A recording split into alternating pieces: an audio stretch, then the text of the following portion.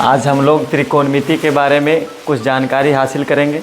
इसमें त्रिकोणमिति क्या है, त्रिकोणमिति का अध्ययन क्यों करते हैं, त्रिकोणमिति की जानकारी। सबसे पहले त्रिकोणमिति एक ऐसा चैप्टर है जो कहीं ना कहीं मतलब बोर्ड परीक्षा में ज़्यादातर 10 से 15 नंबर का सवाल आता है। तो त्रिकोणमिति के बारे में सबसे पहले बेस आधार मजबूत होना चाहिए।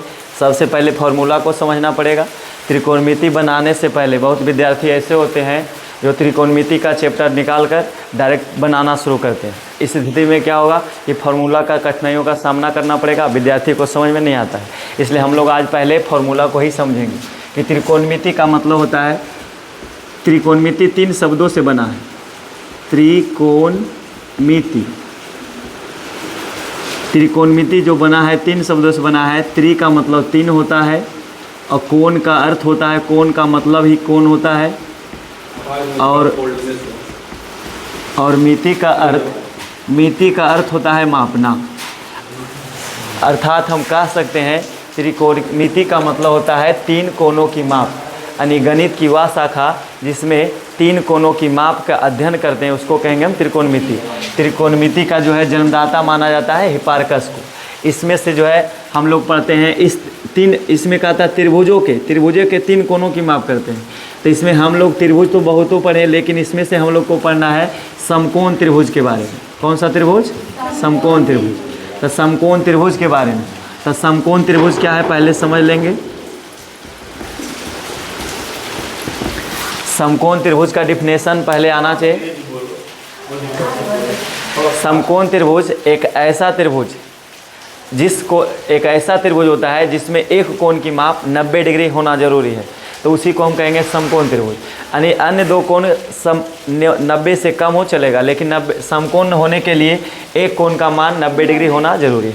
तो समकोण त्रिभुज कहता है कि एक ऐसा त्रिभुज जिस त्रिभुज का कोई एक कोण 90 डिग्री के बराबर हो, उस त्रिभुज को कहते हैं कौन त्रिभुज? समकोण त्रिभुज। तो समकोण त्रिभुज में कोई एक कोण 90 डिग्री लेते हैं। इसमें क्या क्या होता है? समकोण त्रिभुज में लंब, आधार और कर्ण होते हैं। इसमें लंब के बारे में, इसको लंब बोलते हैं, यानी नाम देते हैं ABC। हम मान लिए कि ABC एक समकोण त्रिभुज है जिसमें से AB क्या है? लंब है। AB क्या है? लंब। AB को लंब कह देंगे। और ये जो BC है, BC क्या है? आधार। BC को आधार मान लेते हैं और कर्ण मान लेते हैं। AC को क्या मान लेते हैं हम? कर्ण। अब इसमें भी आता है लंब को अंग्रेजी में P बोलते हैं, पर P से परपेंडिकुलर होता है।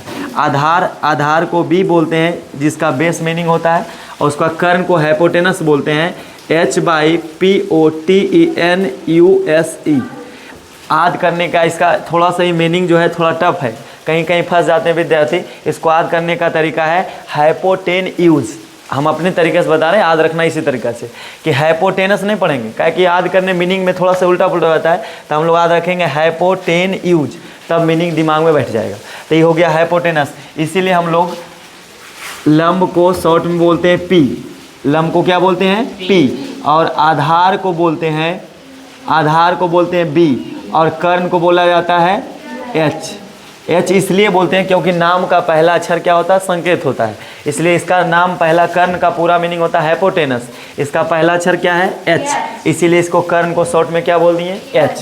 और उसके बाद जो है लंब का होता है परपेंडिकुलर, PERPENDICULAR। परपेंडिकुलर पूरा इतना लॉन्ग मीनिंग होता है, लेकिन हम परपेंडिकुलर ना लिख करके लंब को शॉर्ट में क्या बोलेंगे? P। आधार होता है बेस, BASE। तो बेस के लिए हम शॉर्ट में प्रयोग करेंगे क्या चीज़ का? B का। इसलिए हम शॉर्ट में क्या बोलेंगे? B। अब इसमें थोड़ा रूल होता है। इसमें रूल चलेगा लंब का बराबर।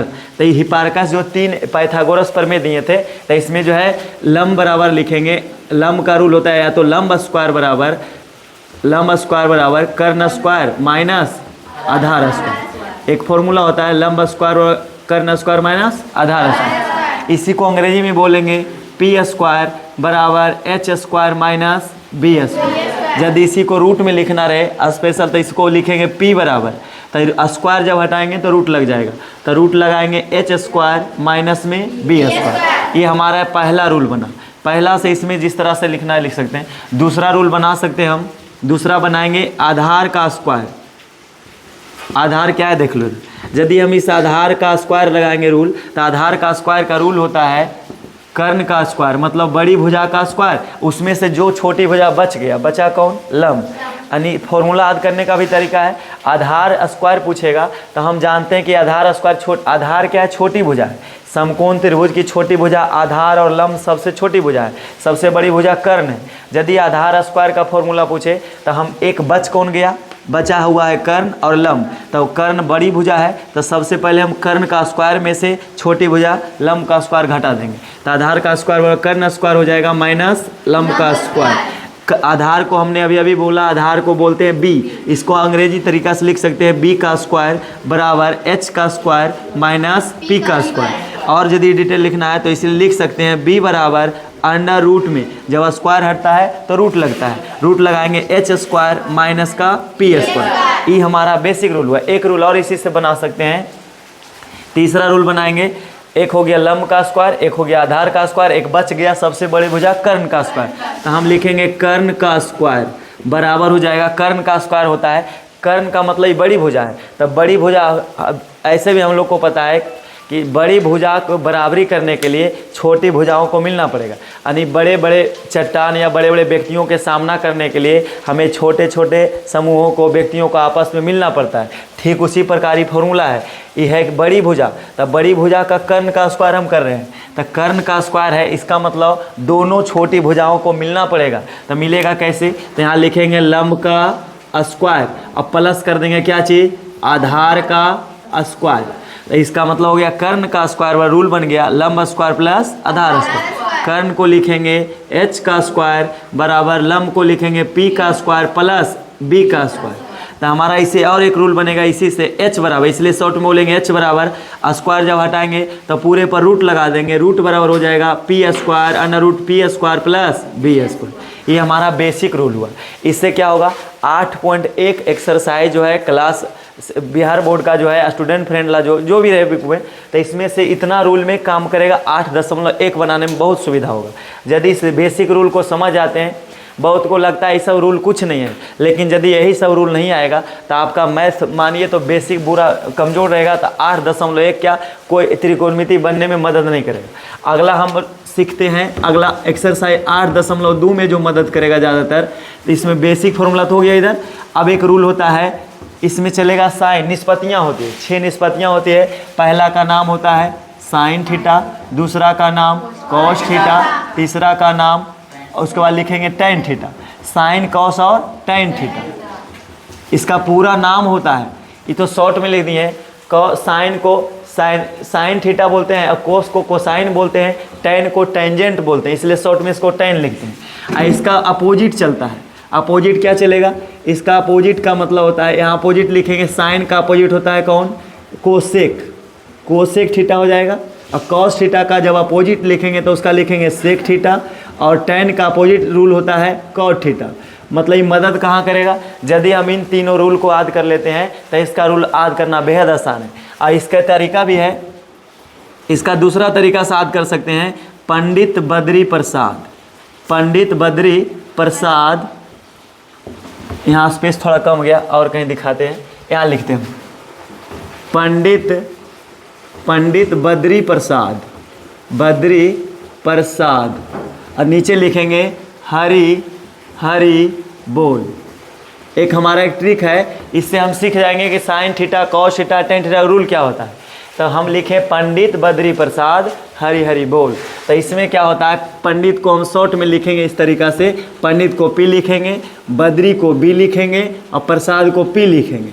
और यहाँ हरि है, हरि को एच लिखेंगे, इस हरि को फिर से एच लिखेंगे, बोल को बी लिख देंगे। अब एक बटे कर देंगे, इससे रूल बन जाएगा। तो ये जो पहला दिख रहा है हमको, ये हो गया साइन का रूल। तो साइन थीटा रूल हो गया P बटे एच, अर्थात लंब बटे कर्ण, क्योंकि P किसको कहते हैं, लंब को, और आधार P कहते हैं लंब को, और आधार H कह रहा है, H का मतलब क्या हो गया, कर्ण।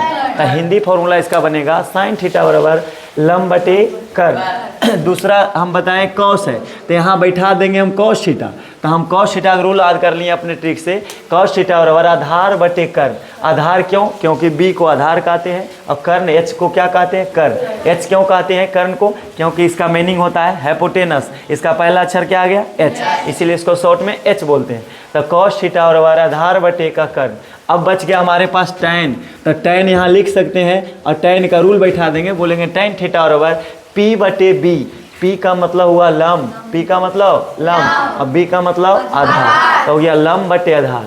तो हम इस आधार पर कह सकते हैं sin थीटा बराबर sin थीटा और लंब बटे कर्ण, cos थीटा बराबर आधार बटे कर्ण, tan थीटा बराबर लंब बटे आधार। ट्रिक क्या है याद रखेंगे हम लोग, यदि भूलने का चांस रहता है, बहुत विद्यार्थी ऐसे होते हैं जिनको दिमाग में सेट नहीं होता है, तो हम अपना ट्रिक याद रखेंगे। पंडित बद्री प्रसाद हरि हरि बोल। तब पंडित बटे हरि उसको कहेंगे साइन थीटा, बद्री बटे हरि उसको कहेंगे कॉस थीटा। अगला है प्रसाद बटे बोल, उसको बोलेंगे टेन थीटा। इसी का अपोजिट होता है। अपोजिट रूल हम बताए हैं कि जो साइन का होगा उसका अपोजिट होगा। अपोजिट मतलब उलट देंगे। तो साइन का हम जानते हैं कि साइन थीटा और होता है लंब बटे कर्ण। तो इसका हम लिखना है किसको? कोसेक थीटा पता करना है। तो कोसेक थीटा हो जाएगा, उलट देंगे तो क्या हो जाएगा? एच बटे पी, अर्थात कर्ण बटे लंब। अगला रूल बनाएंगे, यहाँ सेक थीटा है तो सेक थीटा का रूल जो बनाएंगे, किसका उल्टा हम बताए हैं कि कॉस का उल्टा होता है। तो कॉस हम जानते हैं कि क्या होता है? आधार बटे कर्ण। तो कर्ण जब अपोजिट बोलेंगे तो अंश जो हर बन जाएगा, हर अंश बन जाएगा। तो हर ई कर्ण जो हमारा है, कर्ण ऊपर चला जाएगा एच, अब बटे में कौन आ जाएगा? बी। तो इसीलिए हम कह सकते हैं सेक थीटा और रूल बन गया कर्ण बटे आधार। अगला जो हमारा टैन दिख रहा है, टैन थीटा और हम जानते हैं लंब बटे आधार होता है, लेकिन हमको बताना है कॉट का। तो कॉट किसका उल्टा होता है? टैन का। तो हम कॉट थीटा का फॉर्मूला बना सकते हैं, कॉट थीटा बराबर इसका अपोजिट उल्टा करेंगे तो हो जाएगा बी बटे पी। यही हमारा बेसिक फॉर्मूला है। यदि इतना फॉर्मूला को आप याद रखते हैं तो आपको बेहद कठिनाइयों का सामना जो कम करना पड़ेगा, त्रिकोणमिति बनाने में सुविधा होगा। और जो भी चैप्टर समझ में नहीं आता उसका मेन कारण हम अगर जो अपना अनुभव के माध्यम से बता सकते हैं कि यदि कोई विद्यार्थी मैथ नहीं समझता है, उसका प्रमुख कारण है या तो फॉर्मूला नहीं समझ रहा है, या तो उसका बेस कमज़ोर है, या तो उसका कैलकुलेशन कमज़ोर है। अब बाकी मैथ एक्सरसाइज बना लेना बहादुरी नहीं है। यदि आप मैथ को बेसिक्स के मजबूत बनाना चाहते हैं तो सबसे पहले आपको सर्वप्रथम फॉर्मूला को ध्यान में रखना पड़ेगा। ठीक है, जय हिंद, थैंक यू।